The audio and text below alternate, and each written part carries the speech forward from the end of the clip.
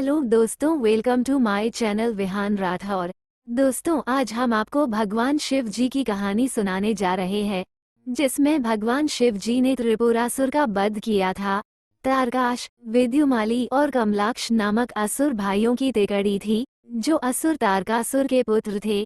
इन तीनों ने कठोर तपस्या शुरू कर दी। तब उन्हें ब्रह्मा द्वारा 3 किले, सोना, चांदी और लोहा प्राप्त करने का वरदान दिया गया, जिससे देवता नाराज हो गए। तब विष्णु ने उन्हें दुष्ट बनाने के लिए एक नया धर्म बनाया और असुरों को मारने का उद्देश्य भगवान शिव ने अपने ऊपर ले लिया, जिसमें युद्ध के मैदान में 3 दिन लगे। अंत में त्रिपुरासुर को मार डाला और 3 शहरों को नष्ट कर दिया। ये कार्तिक माह की पूर्णिमा के दिन हुआ और इसलिए इस दिन को त्रिपुरारी पूर्णिमा के रूप में मनाया जाता है। इस कथा को बाद में इतिहास और पुराणों में अधिक विस्तार से बताया गया है। पुराणों और इतिहास में इस कथा का अधिक विस्तार से वर्णन मिलता है। तीनों भाई तपस्या करने लगे। 100 वर्ष तक वे केवल एक पैर पर खड़े होकर ध्यान करते रहे। 1000 वर्ष तक वे हवा में रहे और ध्यान करते रहे। वे अपने सिर के बल खड़े रहे और 1000 वर्ष तक इसी मुद्रा में ध्यान करते रहे। ब्रह्मा इस कठिन तपस्या से प्रसन्न हुए। वे उनके सामने प्रकट हुए और बोले, तुम क्या वरदान चाहते हो? हमें अमर बना दो। तारकासुर के पुत्रों ने उत्तर दिया, मैं तुम्हें अमर नहीं बना सकता। ब्रह्मा ने कहा, मेरे पास शक्ति नहीं है, इसके बजाय कुछ और मांगो। बहुत अच्छा। तब तारकाक्ष, विद्युन्माली और कमलाक्ष ने कहा, हमें निम्नलिखित प्रदान करें। 3 किले बनाए जाएं। पहला सोने का, दूसरा चांदी का और तीसरा लोहे का होगा। हम इन किलों में 1000 साल तक रहेंगे। विभिन्न दुनियाओं में बने ये किले हर 1000 साल में एक बार संरेखित होंगे। इस संयुक्त किले को त्रिपुरा कहा जाएगा, और अगर कोई भी एक ही तीर से त्रिपुरा को नष्ट कर सकता है तो वो हमारी मृत्यु होगी। ब्रह्मा ने यह अनोखा वरदान दिया। मय नामक एक दानव था जो निर्माण कार्य में बहुत कुशल था। ब्रह्मा ने उसे किले बनाने के लिए कहा। सोने का किला स्वर्ग में, चांदी का किला आकाश में और लोहे का किला धरती पर बनाया गया।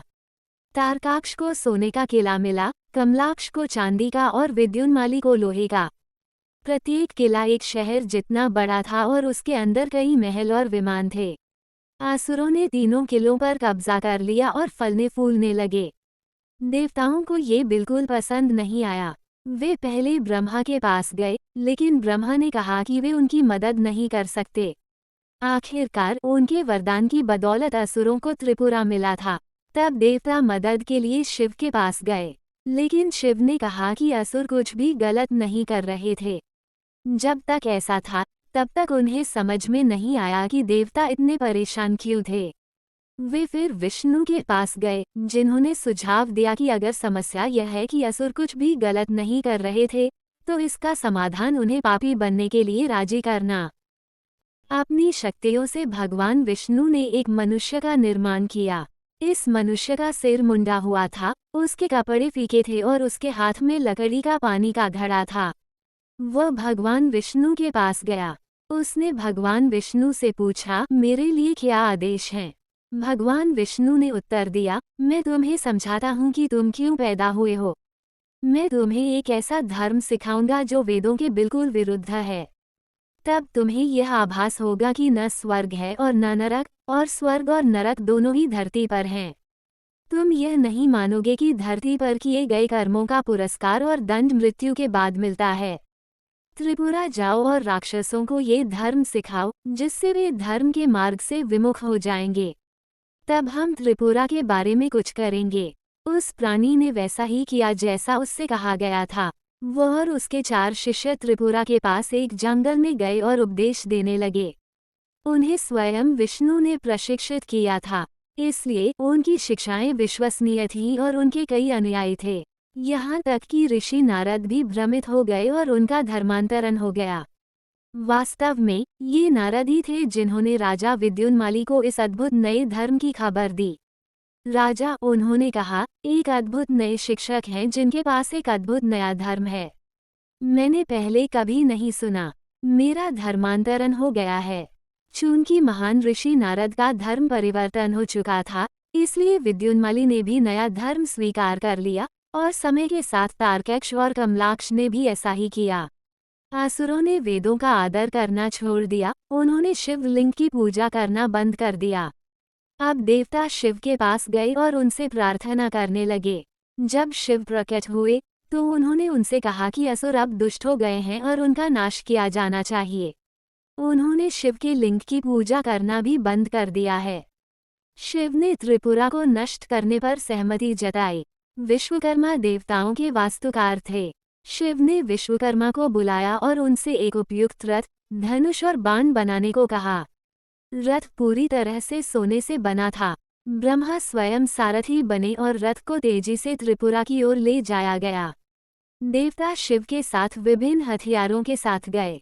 जब शिव की सेना युद्ध के मैदान में पहुंची तो तीनों किले मिलकर एक त्रिपुरा बनने वाले थे, जो स्थिति सिर्फ एक सेकंड तक ही रहने वाली थी। ठीक उसी समय भगवान शिव ने अपने द्वारा नियंत्रित सबसे विनाशकारी हथियार पाशुपतास्त्र का आह्वान किया। विध्वंसक की सक्षम भुजाओं ने तीनों किलों पर उसी क्षण एक ही बाण चलाया, जिस क्षण वे एक हो गए। इस प्रकार असुरों के तीनों किले जलकर राख हो गए। इस प्रकार शिव ने खुद को त्रिपुरांतक, त्रिपुरा को समाप्त करने वाले और पशुपतिनाथ, पाशुपतास्त्र चलाने वाले की उपाधि अर्जित की। उन्होंने त्रिपुरारी की उपाधि भी अर्जित की। तमिल साहित्य में व्यापक रूप से उद्धृत एक अन्य संस्करण में भगवान शिव ने मात्र मुस्कुराहट से त्रिपुरा को नष्ट कर दिया।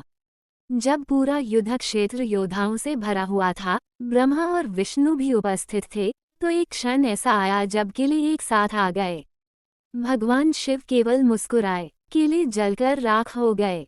युद्ध शुरू होने से पहले ही खत्म हो गया। तमिल में भगवान शिव को सिर्थुपुरमिरिता पेरुमन कहा जाता है, जिसका अर्थ है वह जिसने मात्र मुस्कुराहट से शहरों को जला दिया।